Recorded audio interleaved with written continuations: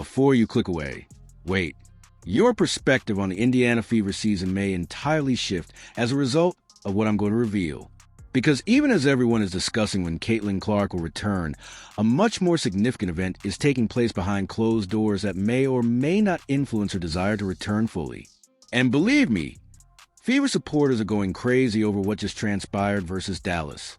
You must hear the full narrative if, like the majority of us here, you are a Caitlyn Clark fan, as ESPN's recent announcement regarding her comeback timeframe only tells half the story. The true drama is what's going on with Coach Stephanie White, which is all supporters were ready to rebel. If you want Caitlyn to return to court, click like. And let's get started on this complete fiasco. Imagine this. Gamebridge Fieldhouse was crowded with 18,000 yelling supporters on Tuesday, August 12th. The Dallas Wings, who the Fever will face, are a team they should easily destroy at home. Up until the third quarter, when the unimaginable occurs, everything is going smoothly. A run of 19-0. Let me reiterate that.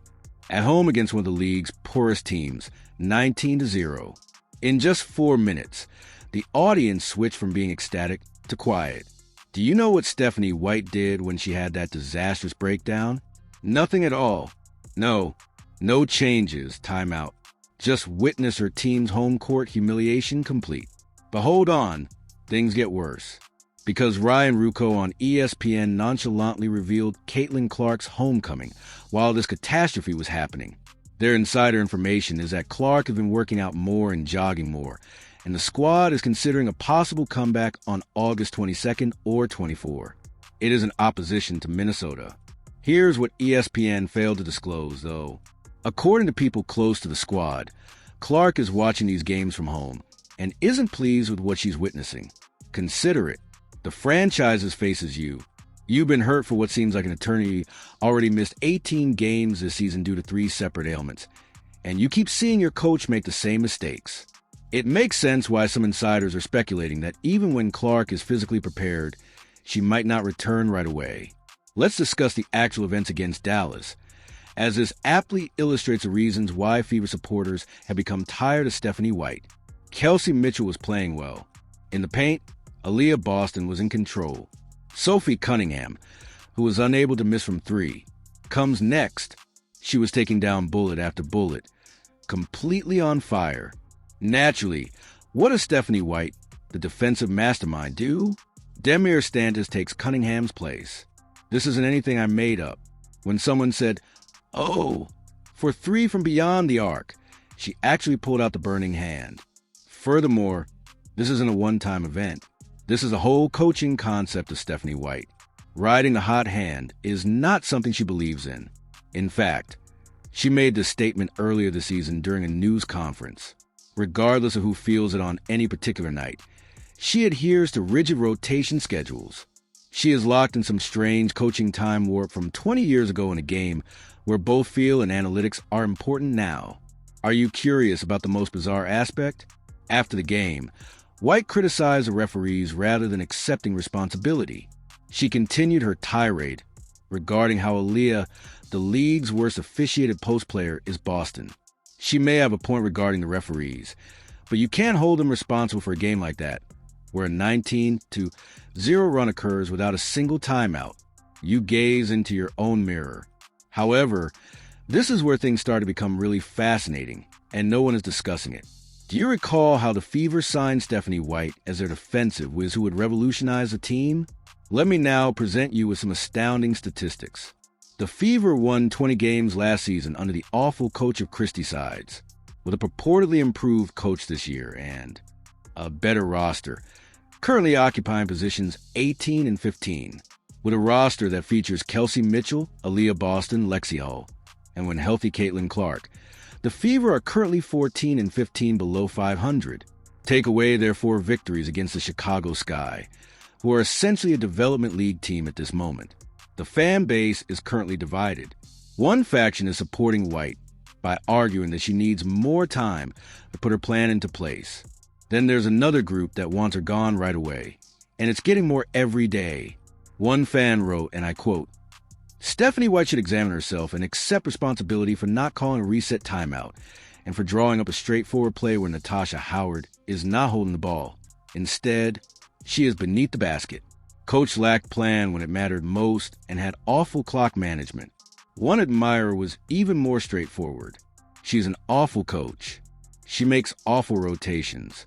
She is incapable of identifying a hot hand. Even if we hadn't received any calls this year, it isn't a valid explanation anymore.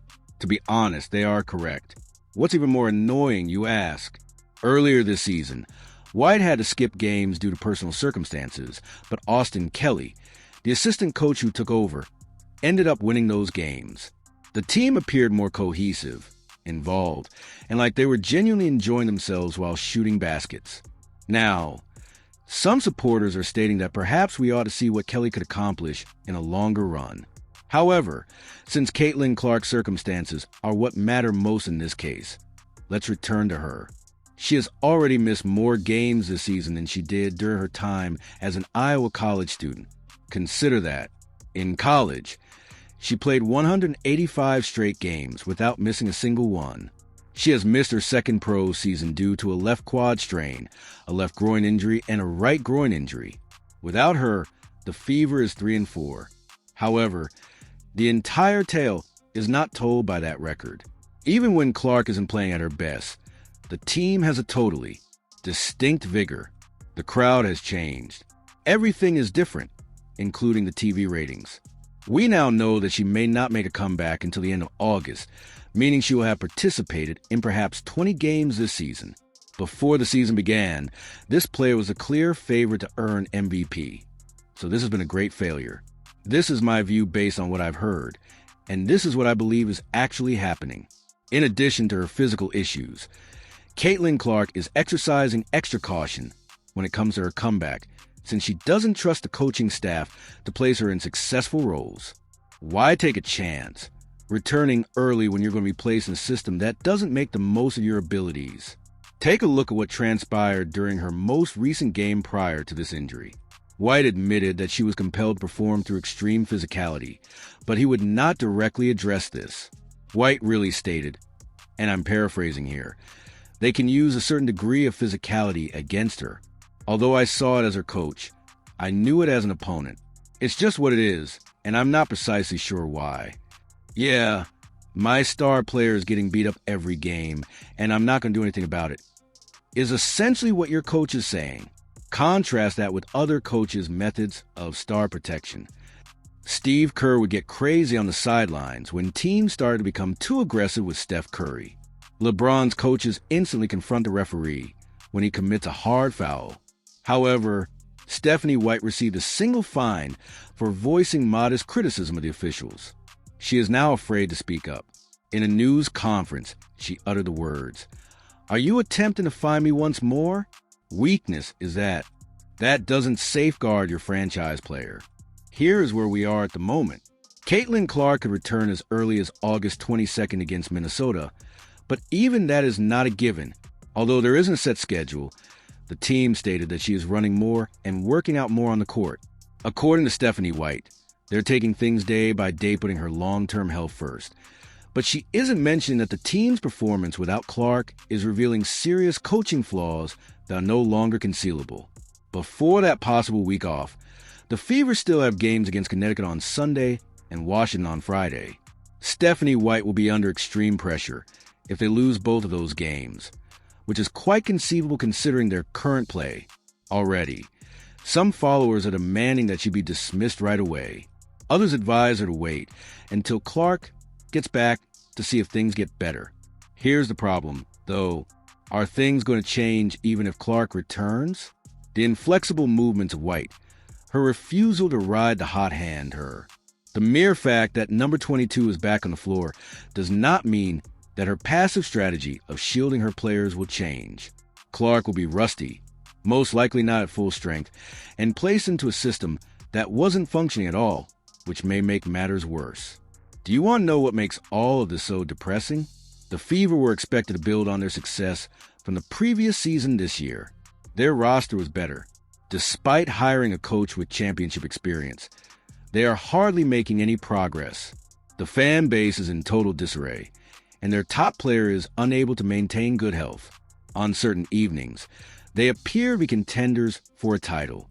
On other evenings, their expansion teams blowing it out. I'll leave you thinking about this. One of the WNBA's most ardent fan bases is that of the Indiana Fever. When healthy, they have probably the league's most marketable player. Their roster is full of talented players. However, if there is no coaching, none of that counts. Furthermore, Stephanie White might not be the solution at this time, given what we're witnessing. If things don't get better after Clark returns, will the front desk have the guts to make a change? Or will they squander another year of Clark's best years in the hopes that things will improve on their own?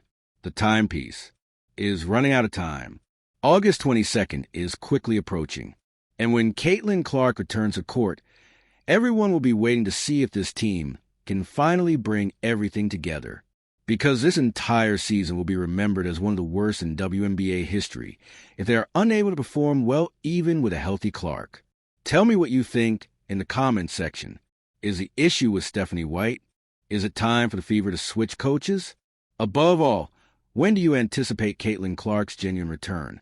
For additional updates on this evolving scenario, click the subscribe button. Out of faith, this is far from the end of the story. Continue to support women's basketball till the next time, and let's hope Caitlyn returns to the court soon.